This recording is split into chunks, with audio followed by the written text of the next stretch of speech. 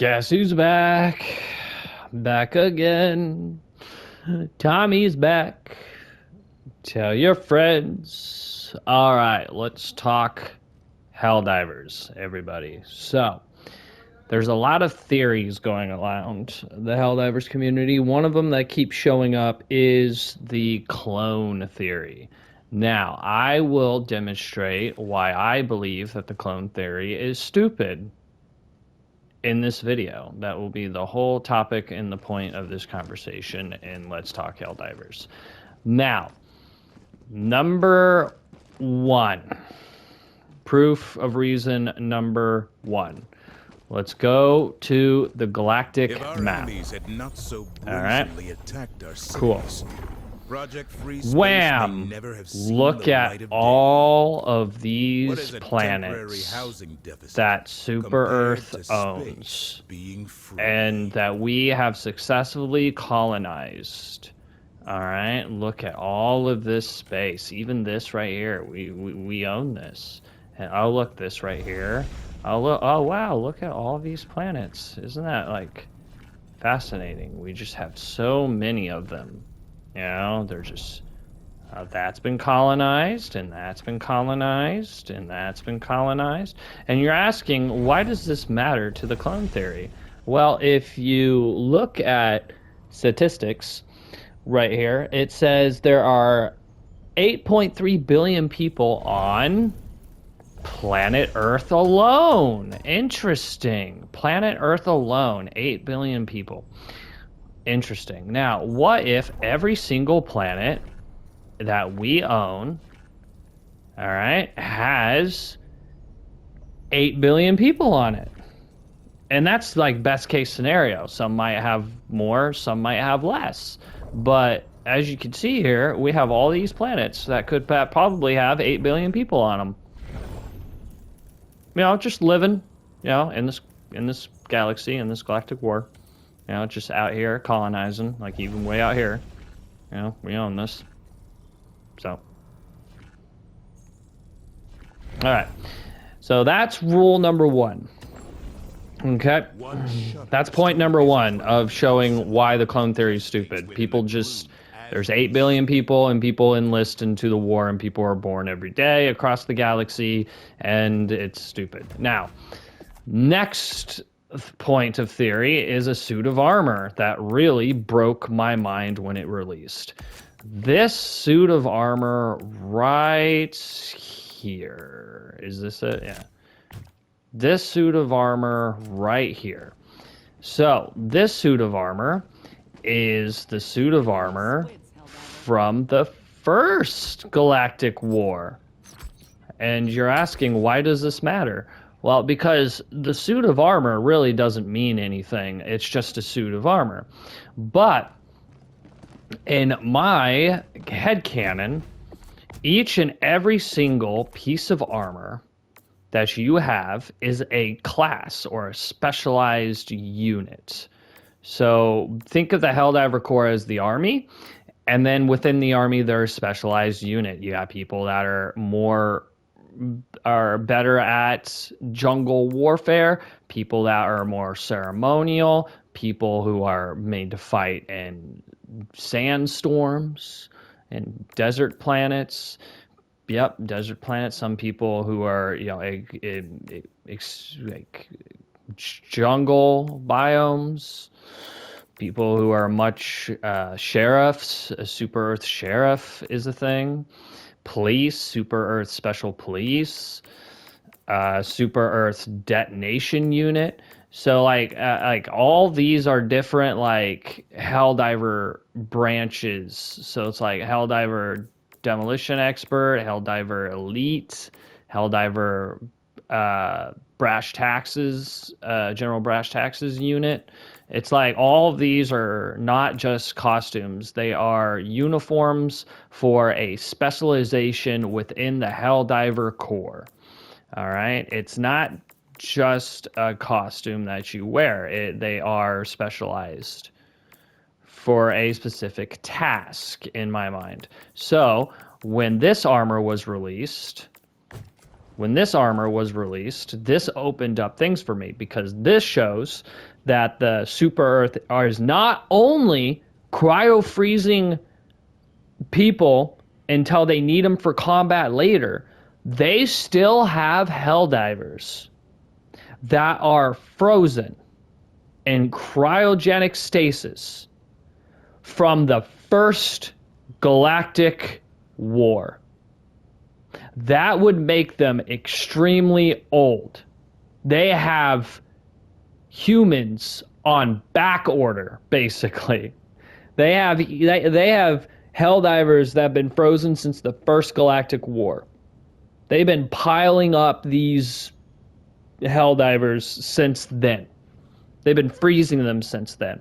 So it's not just only people on planet Earth, but how many of them are frozen, or it's not that there's a lot of people in the galaxy itself that are signing up to be helldivers. You got helldivers from the first galactic war still frozen in a bunker somewhere ready to go.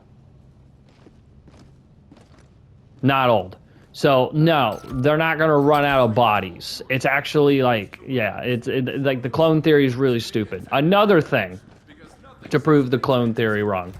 When you first make a character, this is randomized. I believe you can still randomize it if you want to. Yeah. But anyway, this is randomized. The voice is randomized. And the reason why it's randomized is to show you or tell you that these are different people each time they drop, you know? That, like, yeah, that's another reason why the clone theory is stupid and it doesn't really work. The cape is bothering me. I don't know why. I don't like this cape on me.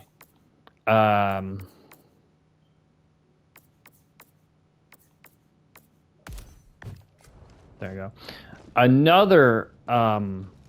Another reason people say that the clone theory works is because of this.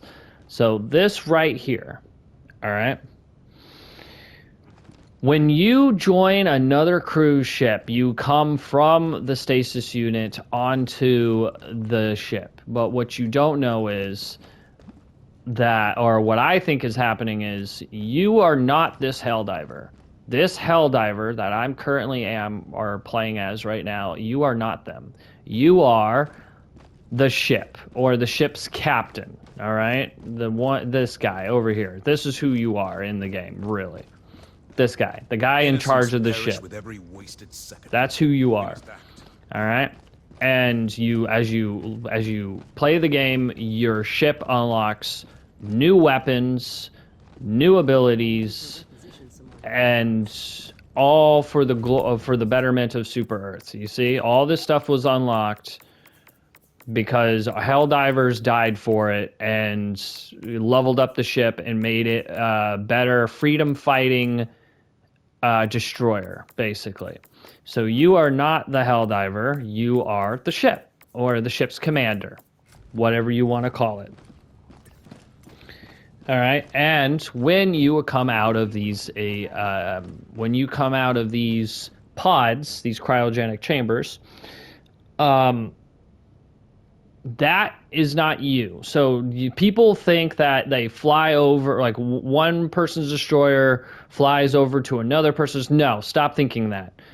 You become a helldiver that was just uncryogenically frozen. There's no, oh, you have to get into you have to get in a cryogenic chamber and then get rotated and then get flown to another destroyer and then enter that destroyer and then come out. No, that's not how it works.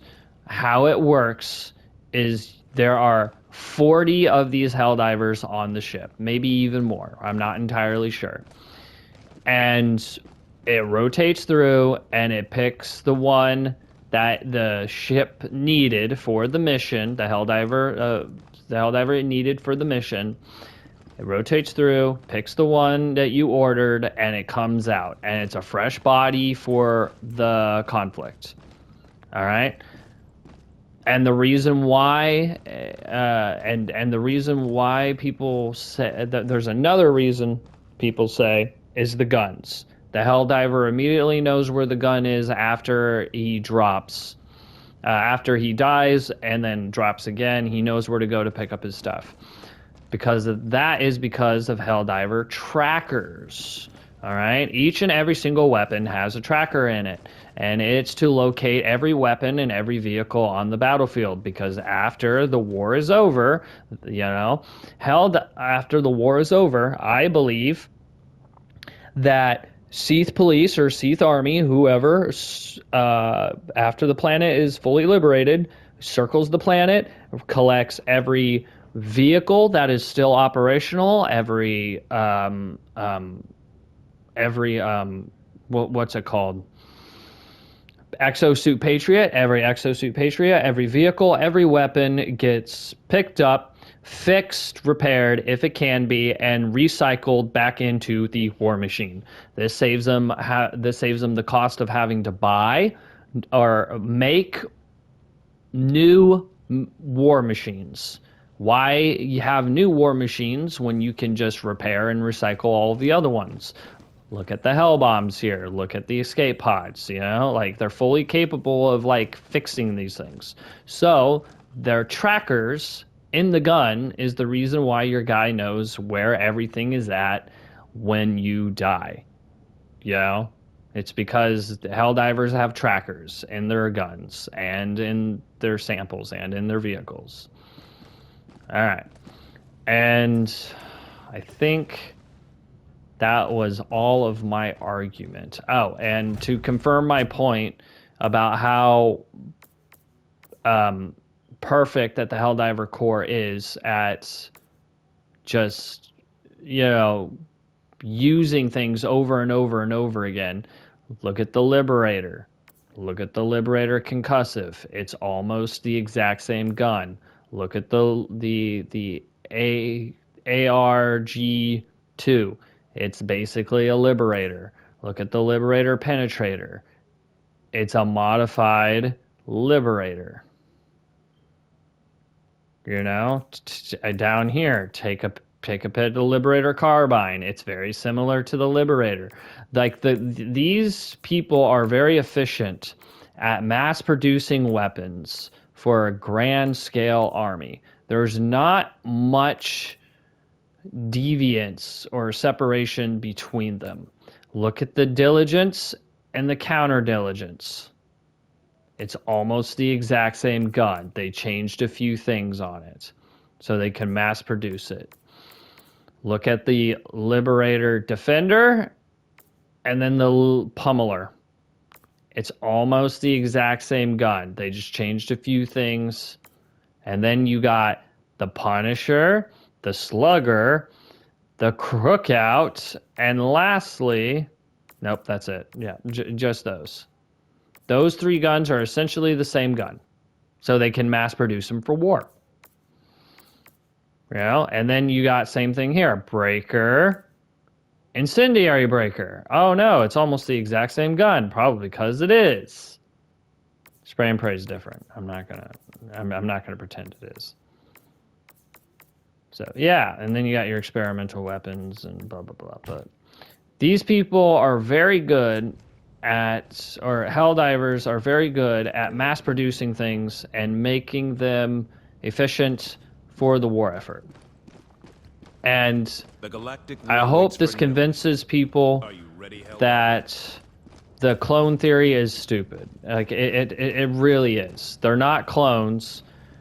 There are people that have been frozen for hundreds of years, if not longer, and then defrozen to fight in a war. Remember, guys, the Helldivers don't need to eat.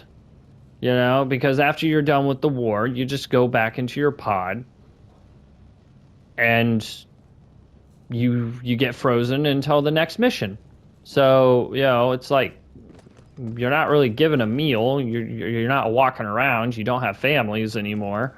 You're just frozen in cryogenics until your mission is needed. Until you're needed for a mission. And then you are promptly send down to the planet, and you will either make it back alive or you don't. If you make it back alive, you get back into your cryogenic pod, and you wait for the next mission. Or, yeah, you sleep until the next mission. So, yeah. Helldivers 2.